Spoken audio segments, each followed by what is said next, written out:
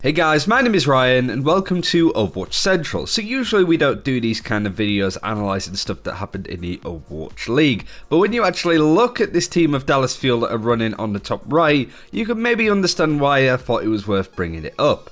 No, this isn't a plat game, no, this isn't your competitive experience, this is an actually well-constructed strategy coming out of the Dallas Fuel for a few reasons. So we'll be doing a quick video, I don't want to stretch on for this for too long, about what this strategy is there to do, how it worked so well, and ultimately it left New York Excelsior with no option. Before we actually look at Dallas Fuel's lineup, we actually need to look at what New York Excelsior could be running to begin with, and it is a very bog standard triple tank lineup with Moira as one of the main supports, and a Junkrat to kind of cause problems for the enemy team. Because for New York Excelsior, their expectation is that Dallas Fuel are going to be running a mirror comp here. Junkrat's really good against triple tanks. Triple tanks and quad tanks like to fight up nice and close and personal, and Junkrat's somewhat of a counter to that. Not only can he put out a good amount of damage, be away from the fight, but he can also get his ultimate very quickly because of it. Control Center is a very closed off map. This is where you see the likes of Reinhardt, Zarya, triple tanks, Moira, all those heroes come out in a very similar sense to how you'd see them played on King's Row. The hallways are narrow, you can't really use high mobility heroes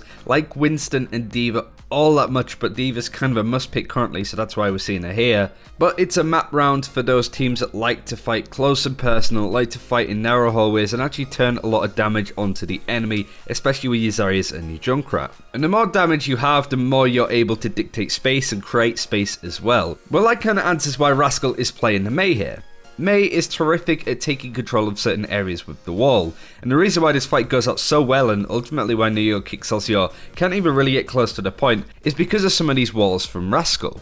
Triple Tank wants to play very close together in a death ball, and straight away Rascal does his best to block off half of New York Excelsior with the other. It shuts down Sabiobi and Libero from being able to throw a ton of damage into that narrow choke where Dallas are coming from, which is really important. Dallas have zero shields because they're running D.Va Roadhog, which of course is a problem for absorbing damage. The wall here is perfect because A, it alienates key XL targets, but also stops major damage coming through from the New York DPS. SBB hooks Mickey, but is chased away by Hog and Effect, making it so Dallas have control of the point. Again, we see New York Excelsior try to regroup as a 6, but another perfectly placed wall splits the team again. Libero and Mano are shot onto the point, whilst Meko takes a good portion of damage, has forced to retreat and try and peel from behind a MEI wall, but is ultimately demech'd. Because of the demech, Mano is forced to back off and is split from the entirety of New York Excel. Rascal tries to put up a wall, but it's actually SBB that kind of falls into the trap, and it's easy work for Effect to clear up as Reaper. Finally, Rascal gets his mana pick that he's been waiting for since the start of the match, whilst the rest of New York try and clear out and regroup. And this is what Rascal and Dallas were able to do time and time again. Playing MEI at this level is like blackjack. How many enemies can and will you let through before you wall a doorway up? Too many and you lose. The more that you let through, the more likely you are to A, stagger their push, and also B, gain more ult charge per person let through because you can obviously just farm them. Let too many through though and your wall becomes near on useless, and that's exactly what Dallas don't want. They don't want to let New York excel through for free. New York tried an alternate flank, but again a wall comes up to pick off Mano again. Meko tries to help with his boosters, but Rascal has already thrown out his Blizzard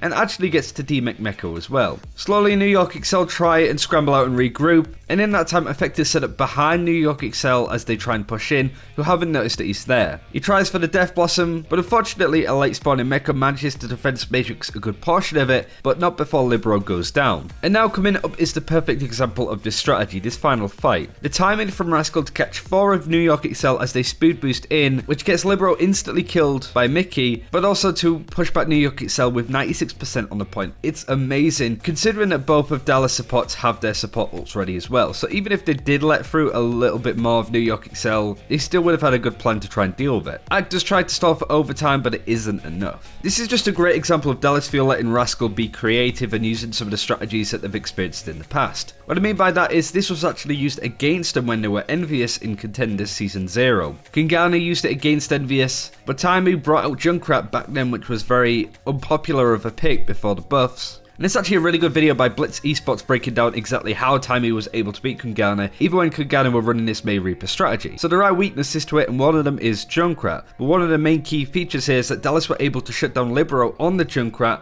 make sure that he wasn't able to get any damage. Only 2 people died on the side of Dallas Fuel in total that match for Fuel, and it was right at the end of the game. It's a really nice piece of kit to sort of highlight. It's not really a strategy I would recommend you bring into your own competitive games, but that's just one of the amazing cool things that we've seen in the Overwatch League. I didn't want to do a full video going over the whole game, but that round especially is definitely worth checking out, and I recommend you do so properly if you haven't already. But thanks for watching. Let us know if you enjoyed this kind of content. Any other situations you'd like me to cover, we can do that. But until next time, take care. We'll see you then.